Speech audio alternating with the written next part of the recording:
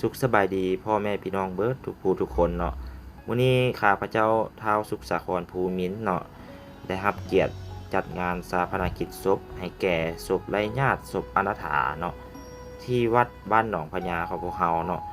นำทีมโดยกับข้าพเจ้ากับสิงโตลงศพเนาะมื้อนี้สิงโตลงศพเพิ่นมาพาเฮ็ดเนาะมื้อนี้เนาะ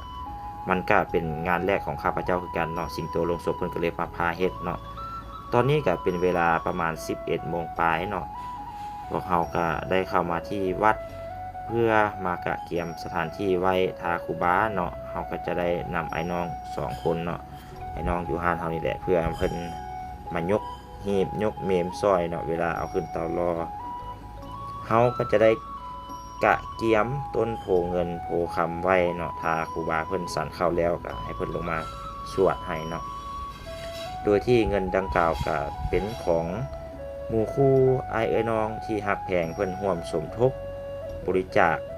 ให้ข้าพเจ้านี่เป็นสะพานบุญให้เพิ่นเนาะก็ขอขอบขอบใจเบิดทุกผู้ทุกคนเนาะที่ร่วมบริจาคเข้ามา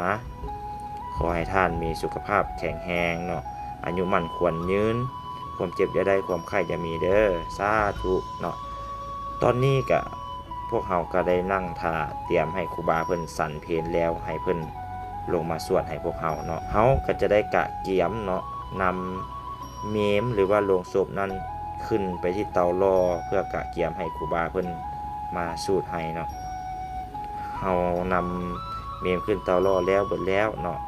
เฮาก็จะมากวดกาความเป็นระเบียบเรียบร้อยเนาะผ้าไตรครบบ่บางครบบ่ต้นโพเงินโพค้ำก็จะได้เอาขึ้นมาไว้ถึงนี่คือกันเนาะเพื่อให้ครูบาเพิ่นกะเกียมไว้เนาะถึงจะบ่แม่นญาติพี่น้องของพวกเฮากะอย่างน้อยกะเป็นมนุษย์คนหนึ่งที่อยู่ร่วมโลกนำกันเนาะเฮาก็จะพยายามเฮ็ดให้ดีที่สุดเนาะครูบาเพิ่นมาสูตรแล้วเฮาก็จะวางเพลิงเลยเนาะตอนวางเพลิงนี่เป็นเวลา